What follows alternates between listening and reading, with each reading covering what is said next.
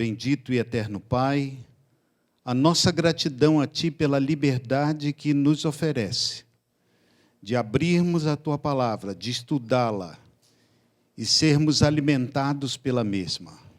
Suplicamos-te que conceda-nos o Teu Santo Espírito para entendermos a Tua verdade e que ela fale ao nosso coração e nos leve a uma maior e mais íntima comunhão contigo. Ser presente na vida dos nossos queridos que nos assistem nesta hora e dirija-nos, portanto, suplicamos-te em nome de Cristo. Amém. Queridos, vamos abrir a Bíblia. Eu quero convidá-lo para que você pegue a palavra de Deus e abra no livro de Daniel, no capítulo 3, e leiamos os versículos 1 e 6. Daniel, capítulo 3, versículos 1 e 6. Na minha tradução, assim leio: o rei Nabucodonosor fez uma imagem de ouro que tinha 60 côvados de altura, 6 de largura, levantou-a no campo de Dura, na província da Babilônia. E versículo 6: qualquer que se não prostrar e não adorar será, no mesmo instante, lançado na fornalha de fogo ardente. O capítulo 3 do livro de Daniel nada mais é do que um impacto que o rei Nabucodonosor sofreu, recebeu com a revelação que Daniel havia lhe dado através do sonho que é descrito no capítulo 2. Quando nós voltamos ao capítulo 2 de Daniel, encontramos a revelação daquele grande sonho em que Nabucodonosor viu uma imagem enorme, cabeça de ouro, peito e braços de prata, ventre e coxa de bronze, pernas de ferro e pés, parte de barro e parte de ferro. Essa revelação que Deus deu a Nabucodonosor e deu ao profeta Daniel oportunidade para explicar ao rei o que tudo isso significava, impressionou este rei pagão tremendamente. Nós podemos observar que Nabucodonosor chegou a reconhecer o Deus de Daniel como Deus Todo-Poderoso. Por exemplo, no versículo 47 do capítulo 2, lemos assim: disse o rei a Daniel: certamente o vosso Deus é o Deus dos deuses, o Senhor dos reis, o revelador de mistérios, pois pudestes revelar este mistério. Com isso, nós podemos entender que Nabucodonosor chegou a adorar o Deus de Daniel. Mas, com o passar do tempo, ele foi se esquecendo de toda aquela revelação que ele havia recebido. E ele foi se afastando do Deus de Daniel e se voltando para as velhas práticas, para os velhos costumes. Ele era um rei pagão e adorava divindades. Mas a impressão que ele havia tido quando Daniel lhe revelou o sonho ainda mexia com ele, tanto que Nabucodonosor mandou construir uma grande estátua. Quando nós olhamos para o capítulo 3, nós podemos entender um detalhe. A revelação de Daniel, no capítulo 2, deu-se por volta do ano 603 a.C. Já o capítulo 3 de Daniel ocorreu no ano 594, 593. E pelo que sabemos hoje, o lugar em que Nabucodonosor mandou construir aquela grande imagem foi no campo de Dura, segundo as Sagradas Escrituras, e hoje, pelos habitantes do Iraque, se refere a uma cidade chamada Kirkuk, que é um centro petrolífero.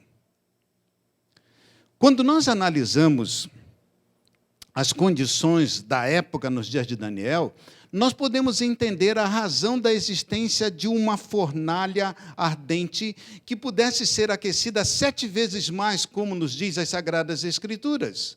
Isso à base de óleo cru e restolho. Nesse lugar, em Kirkuk, Kikurde, nas adjacências de Babilônia, Nabucodonosor construiu esta grande imagem, 30 metros de altura, 3 de largura, só que toda ela de ouro. Vocês conseguem perceber como a revelação de Daniel 2 continuava impressionando o coração e a mente daquele rei? Ele havia se esquecido de um detalhe. Daniel foi bem claro em dizer-lhe: tu és a cabeça de ouro. Depois de ti se levantará um outro reino. Mas Nabucodonosor, ele foi tomado de vaidade, de exaltação própria. O grande rei, a grande Babilônia, que linda cidade, uma cidade poderosa e rica. Então mandou construir uma grande imagem, sendo toda ela de ouro. Qual o objetivo de terem esta grande imagem? Era convocar a todos para adorá-la. Quando nós olhamos para o versículo 3 do capítulo 3, nós encontramos essa convocação. Vamos ler a palavra de Deus. Então se ajuntaram os sátrapas, os prefeitos, os governadores, os juízes, os tesoureiros, os magistrados, os conselheiros e todos os oficiais das províncias para a consagração da imagem que o rei Nabucodonosor tinha levantado e estava em pé diante da imagem que Nabucodonosor tinha levantado. Todos. Vamos atentar para um detalhe.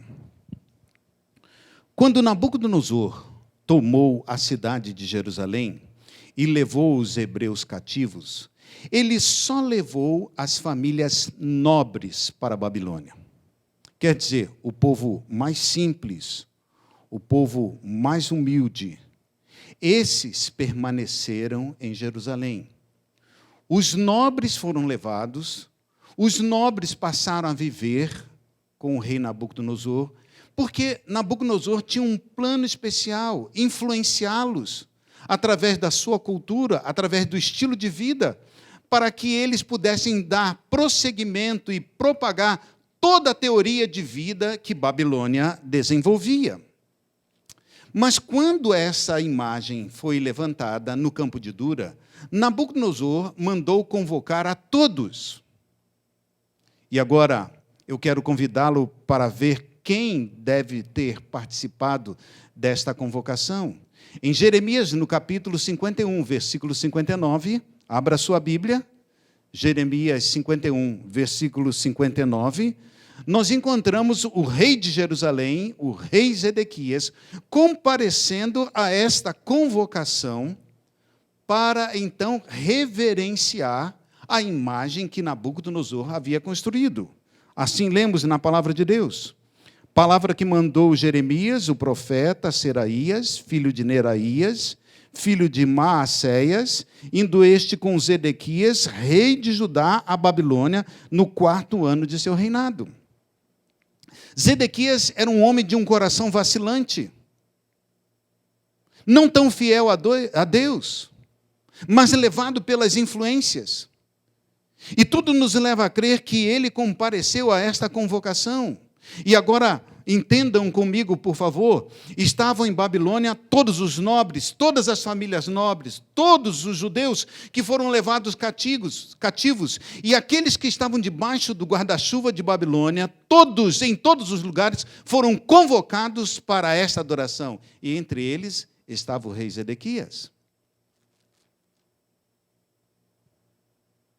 Os instrumentos foram tocados, as trombetas soaram, e este era o sinal para que todos imediatamente curvassem a fronte, ou se curvassem diante da imagem. E assim ocorreu. Todos que ali estavam se curvaram diante da imagem que Nabucodonosor havia levantado no campo de Dura. Menos 3. Sadraque, Mesaque e Abdenego. É claro, queridos, que é fácil observarmos pessoas que permanecem em pé, em meio à multidão, quando todos se deitam, se assentam, se curvam. E logo esta notícia chegou aos ouvidos do rei Nabucodonosor. E o rei então se dirige a seus conselheiros e lhes pergunta: é verdade que vocês não adoraram? não se curvaram diante da imagem quando os instrumentos tocaram, e eles disseram, sim, nós não nos curvamos, rei. Então façamos o seguinte, as trombetas soarão novamente, os instrumentos serão tocados, e vocês então se curvem. E aqueles 3 homens simplesmente disseram ao rei, nós não nos curvaremos. O rei ficou furioso, furioso. A fornalha ardente era a recompensa para todos os desobedientes. E agora eu quero levá-los a enxergar o posicionamento de Nabucodonosor, a visão de Nabucodonosor em relação aos deuses. Convido para o versículo 15, do capítulo 3 de Daniel. Veja no finalzinho do versículo que declaração este rei faz. E quem é o Deus que poderá livrar-me ou livrá-los das minhas mãos? Quem é o Deus que poderá livrá-los das minhas mãos? Vejam que no capítulo 2, versículo 47 de Daniel, ele havia dito, o seu Deus é o Deus dos deuses, é o Senhor dos reis, o revelador de mistérios. Mas aqui, no capítulo 3, versículo 15, Nabucodonosor se coloca acima de qualquer Deus, se coloca acima do Deus de Israel, e ao se colocar assim, ele se posiciona como um Deus. Quem é o Deus que poderá livrá-los? É interessante notarmos que estes 3 jovens, que foram levados para a Babilônia ainda adolescentes, tinham convicção de sua fé e eram firmes aos princípios de Deus. Então eles deram ao rei a resposta que nós encontramos no versículo 17 e 18 do capítulo 3. Se o nosso Deus, a quem servirmos, quiser livrar-nos, ele nos livrará da fornalha de fogo ardente das tuas mãos, ó rei. Se não, fica sabendo, ó rei, que não serviremos aos seus deuses, nem adoraremos a imagem de ouro que levantaste. O rei não tolerou tamanha desobediência. Mandou que separassem os homens mais fortes para levar esses 3 jovens para lançá-los na fornalha ardente. E estes jovens foram conduzidos à fornalha. A mesma estava tão aquecida, tão aquecida, tão aquecida, que esses homens não resistiram ao calor e morreram. Mas os 3 jovens foram lançados no meio do fogo.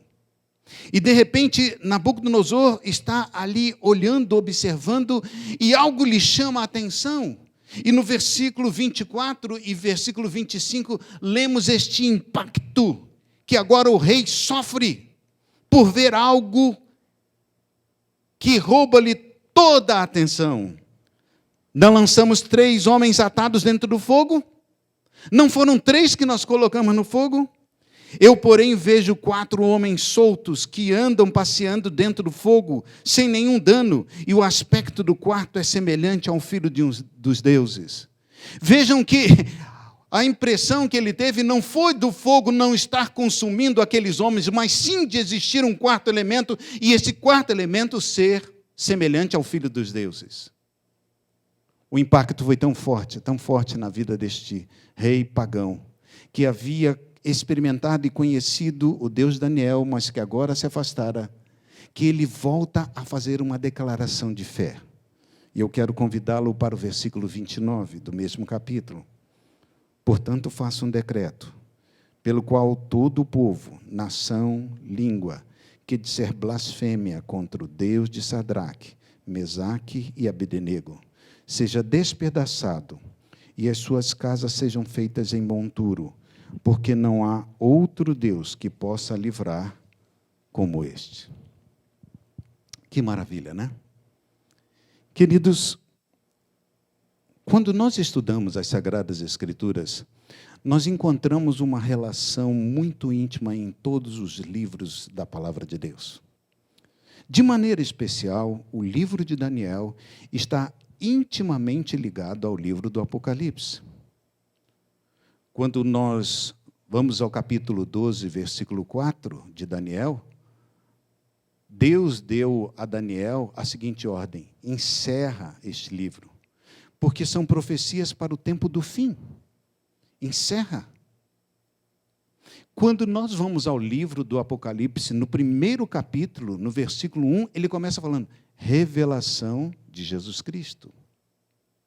Daniel, o livro deveria ser fechado, porque eram profecias para o tempo do fim. Mas o Apocalipse é o livro para o tempo do fim, e ele deveria ser revelado, estudado, aberto, lido e entendido. E se nós queremos entender do livro de Daniel, devemos buscar respostas no livro de Apocalipse. E se queremos entender o livro do Apocalipse, devemos também compará-lo e estudar juntamente com o livro de Daniel. E quando nós lemos o capítulo 3 de Daniel, nós podemos enxergar uma relação muito próxima, muito íntima, com o capítulo 13 de Apocalipse, especificamente do versículo 10 em diante. E eu quero convidá-lo para que você leia comigo o versículo 14 e 15 do capítulo 13 de Apocalipse. 14 e 15 do capítulo 13 do livro de Apocalipse. Veja comigo. Seduz os que habitam sobre a terra, por causa dos sinais que lhe foi dado a executar diante da besta, dizendo aos que habitam sobre a terra, que façam uma imagem à besta, aquela que ferida a espada sobreviveu. E lhe foi dado comunicar fôlego à imagem da besta, para que não só a imagem falasse, como ainda fizesse morrer quantos não adorassem a imagem da besta.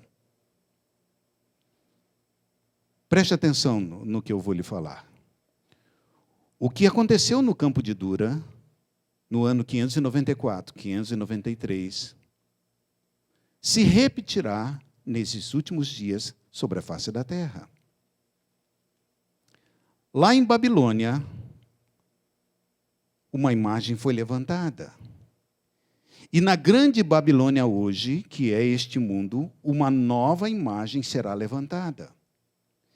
E assim como todos os que habitavam em Babilônia e que estavam debaixo do guarda-chuva de Nabucodonosor foram convocados para a adoração desta imagem no campo de Dura, nesses últimos dias, quando a imagem da besta for formada e levantada, todos os habitantes da terra serão convocados para adorá-la. E todos aqueles que deixarem de obedecer este mandato sofrerão a pena de morte.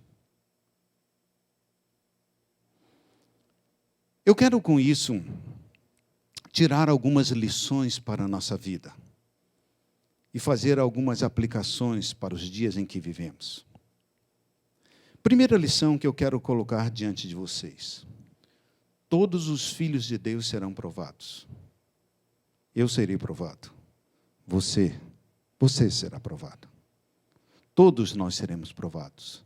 Em nossa fidelidade, em nossa lealdade. Por isso, a necessidade de agora, estarmos bem alicerçados na palavra de Deus. Meditando na mesma, estudando-a, nos abeberando desta verdade, nos alimentando desta palavra, procurando viver os seus princípios. Por isso, agora devemos desenvolver o hábito de orarmos mais, de buscarmos mais a Deus.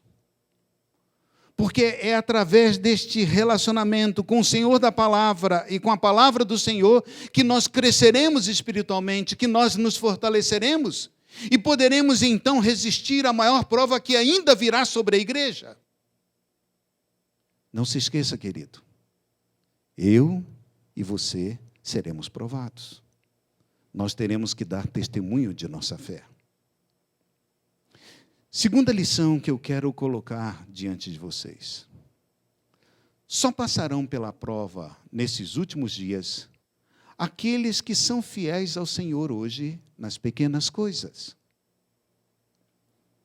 Você está entendendo o que eu estou lhe falando?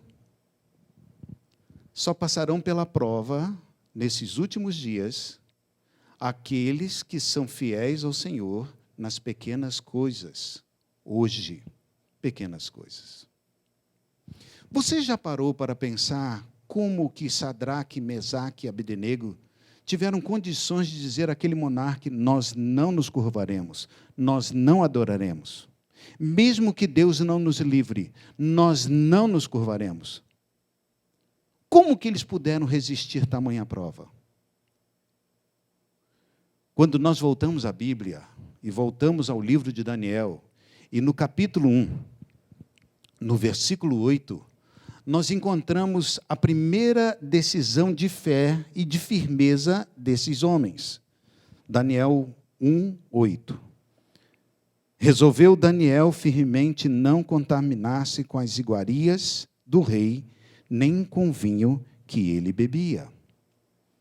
Vejam que os 4 jovens hebreus que ali estavam cativos em Babilônia foram separados para se tornarem sábios da corte, conselheiros do rei, e segundo a visão babilônica, quando uma pessoa participava das iguarias dos deuses, que eram alimentos impúrios e bebidas que também eram servidos aos reis, porque os reis pagãos eram considerados deuses, eles se tornavam pessoas mais sábias. Mas para que Daniel participasse, ele estaria quebrando um princípio que ele havia aprendido ao se relacionar com Deus e com a palavra do Senhor. E neste momento, esses jovens se posicionaram. E Daniel, tomando a frente, pediu que fizessem uma prova. Dentro de 10 dias, eles comeriam uma alimentação mais natural. E depois deste tempo, eles poderiam ser provados, se eles estariam ou não mais inteligentes e mais sábios do que os demais jovens que ali se encontravam. E o teste foi feito, e 10 dias depois, a sabedoria destes 4 hebreus se destacava. No princípio, com 17, 18 anos, esses jovens foram firmes em seus princípios, eles não cederam. Ao longo da vida, ali em Babilônia, mesmo vivendo em uma nação pagã, com costumes pagãos, com práticas contrárias à sua lei e seus princípios, Daniel, Sadraque, Mesaque e Abednego, eles não se contaminaram, eles não cederam, eles não abraçaram, não aderiram princípios que poderiam desorientá-los ou encaminhá-los por novos caminhos que o distanciariam de Deus. Em uma pequena coisa, ele provou ser fiel. Você está entendendo o que eu estou lhe dizendo? São nas pequenas coisas hoje que nós devemos provar a nossa fidelidade a Deus. E querido, você que me assiste, me permite falar algo ao seu coração. Hoje, particularmente, eu me preocupo. Me preocupo porque nós vivemos em dias do relativismo, do achismo, o que tem. Todo mundo faz. É só um pouquinho. É só uma vez. Isso não tem problema. É assim que nós temos expressado a nossa fé ou a nossa crença em relação aos princípios de Deus. Mas Deus já tem dito em sua palavra que são as pequenas raposinhas que destroem a vinha. São as pequenas raposinhas. E eu penso que Daniel e seus amigos entendiam muito bem isso. E eles não permitiram que pequenas coisinhas, como uma bebida, como uma iguaria, que era servido aos deuses, fizessem parte de sua vida, para não contaminá-lo por completo, nem abrir brechas que o levassem a uma vida de alienação de Deus e de sua palavra e de seus princípios. Pequenas coisas, eles resistiram. Isso quer dizer que eu e você devemos fazer o mesmo. Não ceder, não abrir mão, não partir para a onda, seguindo a correnteza, a força do vento, a força da maré, ou a multidão, a grande multidão. Não. Nós devemos ser firmes aos princípios de Deus. Somente aqueles que forem fiéis nas pequenas coisas hoje poderão resistir às grandes provas que ainda virão sobre a igreja. Queridos, pequenas provas. Você sabe que pequenas provas você precisa vencer, deixar e resistir. Eu sei que pequenas provas existem em minha vida que preciso abandoná-las. Nós precisamos vencê-las pouco a pouco, paulatinamente, crescendo nesta experiência, nesse relacionamento com Deus, para sermos então vitoriosos quando a imagem da besta for levantada sobre a face da terra. E o que é a imagem da besta? É a união da igreja e do Estado. E ela já está se formando. Acompanhe os acontecimentos religiosos que se desenrolam na face da terra. Acompanhem, por favor, os acontecimentos políticos que se desenrolam diante de nossos olhos em nossos dias. A imagem da besta está se formando e muito em breve ela será levantada no campo de dura deste mundo hoje. E eu e você seremos convocados para adorar. E se não somos firmes aos princípios de Deus hoje, se não somos firmes, como seremos firmes naqueles dias? Lembre-se, o que estava em jogo nos dias de Daniel eram princípios. E por eles não terem cedido aos princípios, no princípio, eles puderam ser firmes até o fim, diante da fornalha ardente. Ser firmes nos princípios hoje. Isso é o que eu e você devemos apresentar, para estarmos firmes quando a maior prova vier sobre a igreja de Deus, sobre mim e sobre você. Terceira lição que eu quero colocar diante de vocês. O Senhor estará conosco em meio às provações. Deus nunca abandona seus filhos. É interessante notarmos que esses 3 jovens fiéis, quando foram lançados na fornalha ardente, o rei chegou a notar a presença de um 4º elemento. E ele assim falou que era semelhante ao Filho dos Deuses. A irmã White, no livro Profetas e Reis, na página 509, ela nos diz que o próprio Senhor Jesus Cristo se colocou entre seus filhos fiéis.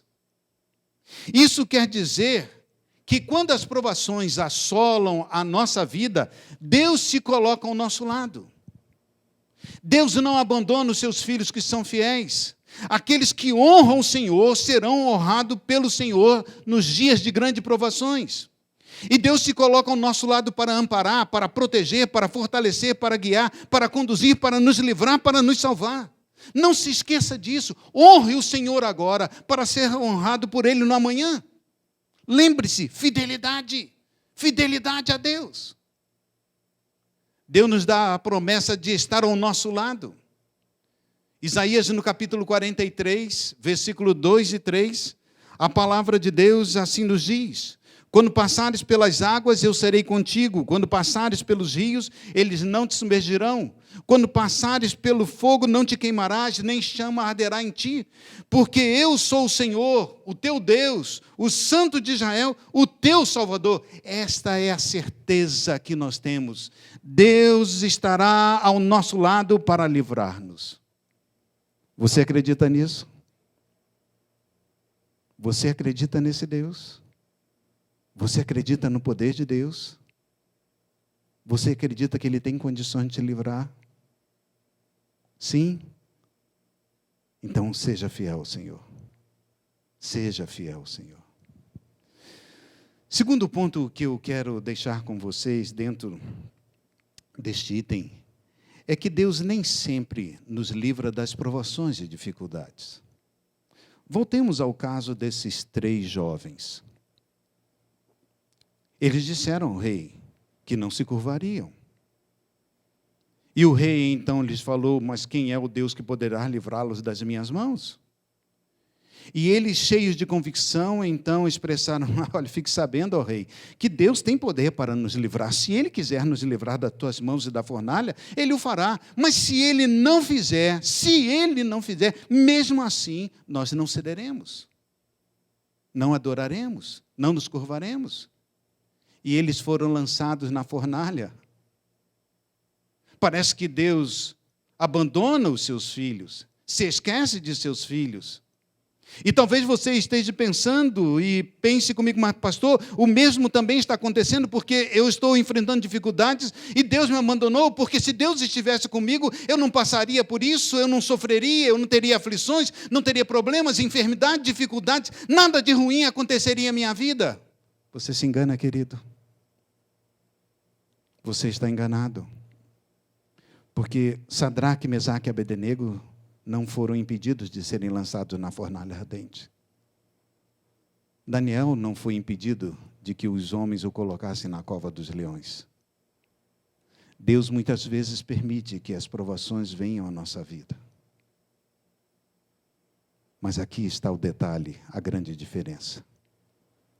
Deus se coloca conosco em meio às provações. Você precisa ter essa certeza. Você não pode vê-lo, mas você pode sentir. Você está sendo provado agora? O fogo da fornalha da dificuldade está aquecendo a sua vida? Você não sabe mais o que fazer? A prova é dura, tamanha, gigantesca. Você pensa que não poderá suportar? Lembre-se, sozinho você não está. Deus está ao seu lado. E você pode simplesmente senti-lo. Então descanse em seus braços, certo de que Deus o conduzirá em meio a este fogo, em meio a esta fornalha, para que você saia ileso, assim como aconteceu com Sadraque, Mesaque e Abednego.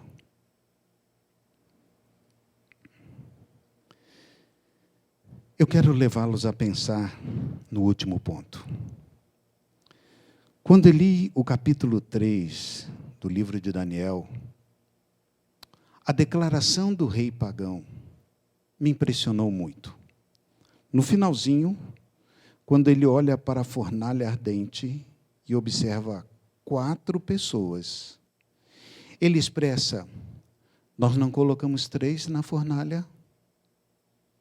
Como que eu vejo 4 andando soltos pelo fogo, sem nada lhes acontecer? E o quarto é semelhante ao filho dos deuses. O quarto semelhante aos filhos dos deuses. Eu fiquei pensando, mas como que o rei pôde dizer que o quarto era semelhante ao filho dos deuses, se ele nunca havia visto Deus? Nunca. Como então ele pôde dizer?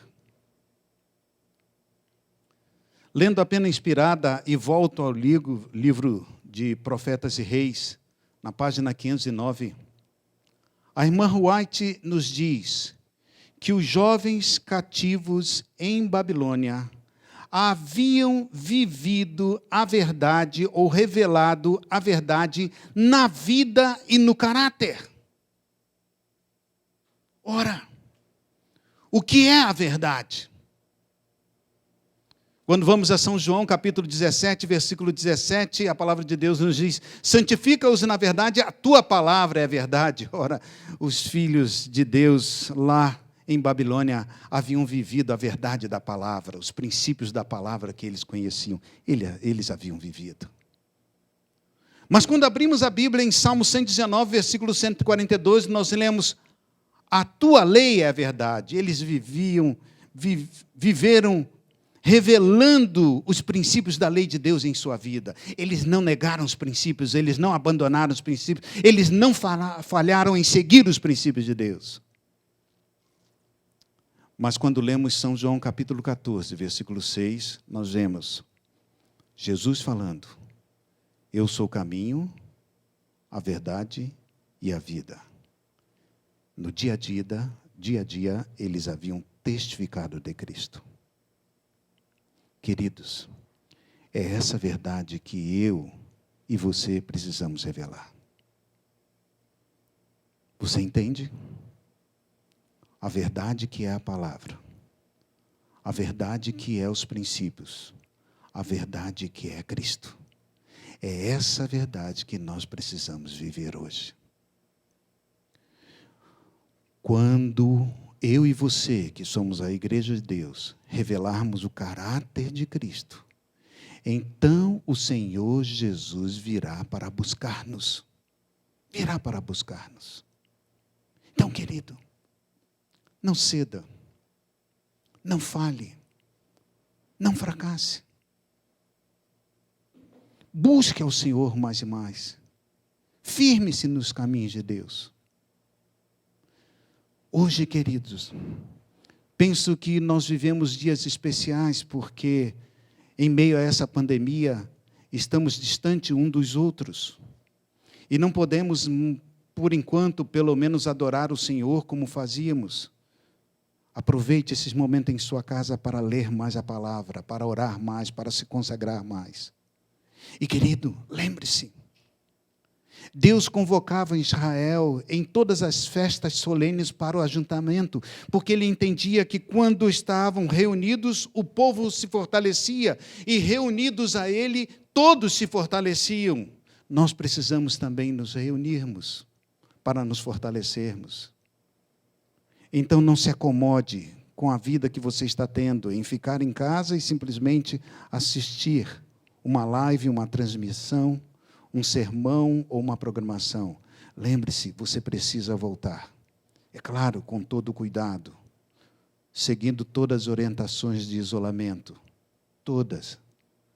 Mas você precisa voltar, porque é aqui, junto ao braseiro, que nos aquecemos, que nos fortalecemos, que nos preparamos mais. Você não sente a necessidade de colocar-se nas mãos de Deus para que Deus lhe ajude? Para que você se desenvolva ainda mais e cresça nessa experiência com Ele? Você não sente? Se você sente esse desejo de buscar mais a Deus e pedir que Ele o consagre, eu quero convidá-lo para que você se coloque em pé onde você está. Aí na sua casa. Diante da tela do computador, diante do televisor, diante do seu iPhone, do seu celular, para então nós orarmos a Deus. Vamos curvar a nossa fronte? Vamos pedir que Ele nos tome em suas santas mãos? Maravilhoso Senhor. Muito obrigado, porque em Tua palavra encontramos conforto, orientação, força, direção, tudo aquilo que precisamos para continuarmos crescendo na experiência cristã. Queremos te agradecer pelas lições extraídas da mesma. Queremos te agradecer porque o Senhor continua falando ao nosso coração. E através da experiência de Sadraque, Mesaque e Abdenego, aprendemos hoje que devemos, desde cedo, sermos firmes e fiéis nas pequenas coisas, para resistirmos à grande prova que ainda virá sobre a igreja. Ajude-nos para tanto. Sabemos que vivemos em dias especiais. Portanto, Senhor, unja-nos com Teu Santo Espírito e não permitas que o inimigo tenha poder sobre nós. Mas dá-nos força, Senhor, para resistir às tentações, para resistir às provações, para crescermos no relacionamento contigo e assim nos prepararmos para o momento em que o Senhor há de voltar a esta terra. Abençoe a Tua igreja, a igreja que nos assiste agora. Abençoe a cada um juntamente com a sua família. Que a Tua mão poderosa os alcance e repouse sobre os mesmos. Dá-nos a Tua bênção e salve-nos quando Jesus voltar. É a nossa súplica e a fazemos confiante nos méritos de nosso Salvador. Amém.